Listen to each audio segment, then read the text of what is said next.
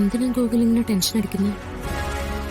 എടോ, ഒരു കുറ്റവാളിക്ക് ശിക്ഷ വാങ്ങിച്ചു കൊടുക്കാൻ നിയമത്തിന്റെ നൂലിഴ കീറി ഏതറ്റം വരെയും പോയി കേസ് വാദിക്കാം. പ്രതിക്ക് തൂക്കേറി കിട്ടിയെന്നറിഞ്ഞാൽ പോലും ചിലപ്പോ നമുക്കൊരു ദുഃഖം ഉണ്ടാവില്ല. അതൊരു വക്കീലിന്റെ കടമയാണ്.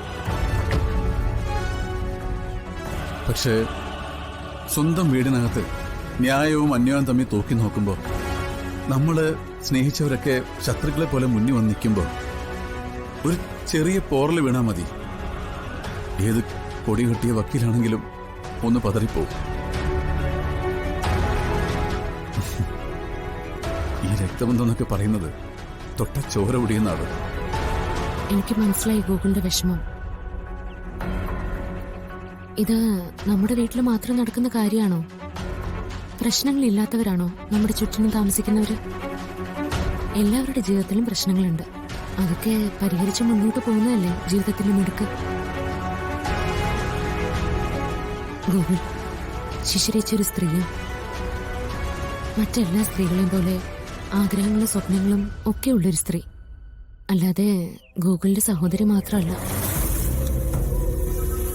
അവരുടെ ഇഷ്ടങ്ങളൊക്കെ തടയാൻ നമുക്കൊരവകാശവുമില്ല. എത്ര ചങ്കുകൊടുത്ത് സ്നേഹിച്ച സഹോദരനായാലും ചില സമയത്ത് ഇതുപോലെ ആരുമല്ലാതെ നിൽക്കേണ്ടി വരും. അതൊക്കെ ജീവിതത്തിൽ എല്ലാവർക്കും സഹിക്കേണ്ടി വരുന്ന കാര്യങ്ങളാണ്. പ്രാക്ടിക്കലായി ചിന്തിച്ച് സമാധാനിക്കല്ലാതെ മറ്റൊരു വഴിയുമില്ല. കുറച്ചു കഴിയുമ്പോൾ എല്ലാം നേരെയാവും. എങ്ങനെ സമാധാനിക്കാനാടോ? ഒന്നും ഒരിക്കലും നേരെയാവാൻ പോകുന്നില്ല.